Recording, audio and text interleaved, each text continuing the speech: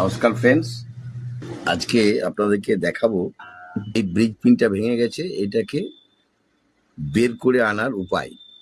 প্রথমে আমি স্টিংসটাকে একটু লুজ করে নিলাম।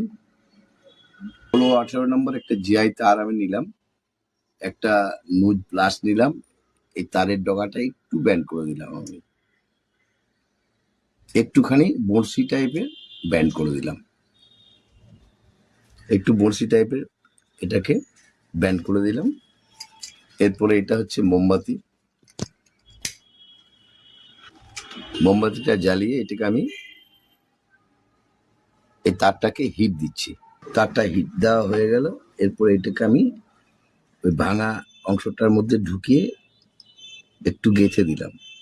খেয়াল রাখবেন যাতে হাতে গরম না লেগে যায়। প্লাস্টিক গরমে প্লাস্টিকের মধ্যে এটা ঢুকে গেল। এরপর এটা কিছুক্ষণ রাখতে হবে, রাখার পর ঠান্ডা হয়ে গেলে এটাকে প্রেসার দিয়ে টেনে নিতে হবে।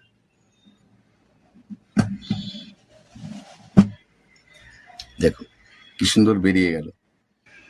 ভিডিওটি দেখার জন্য ধন্যবাদ।